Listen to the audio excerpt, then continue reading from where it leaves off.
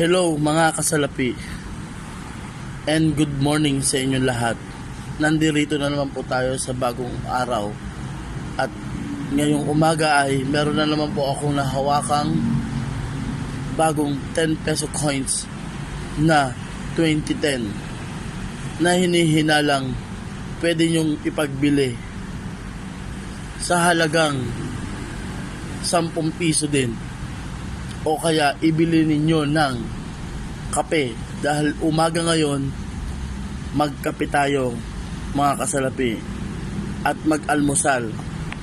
Sasamahan natin yan ng masarap na pandesal yan at palaman na cheese whiz.